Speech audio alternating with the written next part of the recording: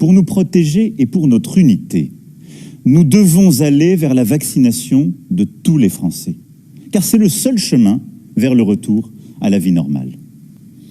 Dans un premier temps, pour les personnels soignants et non soignants, des hôpitaux, des cliniques, des maisons de retraite, des établissements pour personnes en situation de handicap, pour tous les professionnels ou bénévoles qui travaillent au contact des personnes âgées ou fragiles, y compris à domicile, la vaccination sera rendue obligatoire sans attendre.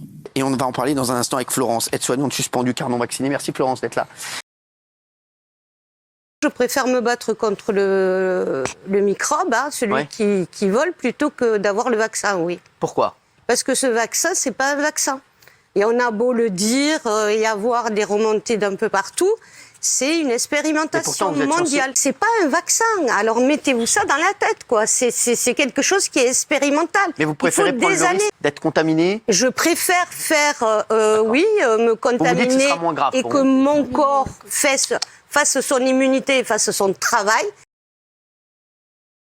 Et on va en parler dans un instant avec Florence, aide-soignante suspendue car non vaccinée. Merci Florence d'être là. Et j'ai refusé d'injecter mes patients parce que pour moi c'était des personnes vulnérables qui avaient besoin d'un consentement libre et éclairé et qui n'ont pas eu. Et donc voilà, j'ai refusé de les faire injecter ce produit expérimental, encore à l'heure actuelle, et moi aussi par la suite. Vous aujourd'hui vous êtes suspendu?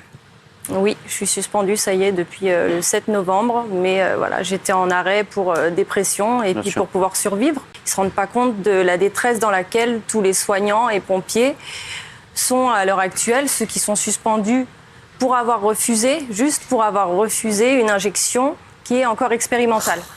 Question à poser à madame. Tout à l'heure, vous avez dit j'ai refusé de faire des injections à des personnes. Oui. C'est ça? Mais je parle du vaccin. Quand je parle de l'injection, c'est l'injection. J'entends, madame. Et avec tout le respect que j'ai pour les infirmières, vous êtes infirmière, vous n'êtes pas médecin. Donc c'est pas à vous de décider de si vous faites des injections ou pas. À partir du moment où les médecins l'ont dit et que dans un pays on a pris une décision, vous êtes infirmière, vous n'êtes pas médecin. Donc ça veut dire que déjà comme ça. Hein? Pourquoi vous lui dites ça comme Non, pardon, mais parce que madame a dit j'ai refusé de faire des injections. Alors nous, en tant qu'infirmier, si un médecin dit faites-le, c'est pas l'infirmière qui prend la décision. On n'a pas de conflit d'intérêt. D'accord? On gagne 1500, 1600 euros par mois. Déjà, je pense qu'on a le droit d'avoir un esprit critique. C'est un scandale, ça. Et qu'un produit expérimental, qu'on n'informe pas la population, que c'est un produit encore en phase d'essai clinique, les gens avaient le droit et on avait le devoir de les informer. Donc ne pas les informer, c'est leur mentir déjà. Et ensuite, ce sont les médecins qui informent, madame. Laissez-la parler. Le médecin n'informait pas. À ce moment-là, il n'y a pas eu de consentement libre et éclairé. C'est ça l'information. Dire, c'est un produit expérimental, on a 6 mois de recul à peine. Donc avec 6 mois de recul, ça ne s'est jamais fait dans l'histoire des vaccins. Pour une histoire de sécurité sanitaire, on va faire de la population mondiale des cobayes. Des cobayes et même les rats. Voilà, je pense que les rats nous remercient à l'heure actuelle parce qu'on a pris la place des rats de laboratoire. Donc, à un moment donné, moi, je tiens à la vie de mes patients. J'ai toujours traité les gens à l'hôpital comme si je soignais ma famille. Vous avez une famille et aujourd'hui, déjà que vous ne gagnez pas bien votre vie, 1500 euros par mois, vous vous rendez compte, pour le travail qu'elle fait? Moi, j'avais 10 ans d'ancienneté. Non, mais c'est incroyable. Mais là, j'ai fait le choix de ma vie, d'être en bonne santé, parce que mes enfants, ma vie, c'est ça le plus important. Ah oui. Santé. Et je vous l'annonce, je réintégrerai les 15 000 soignants expulsés comme des malpropres. Je ne me limiterai pas, mes chers amis, à les réintégrer.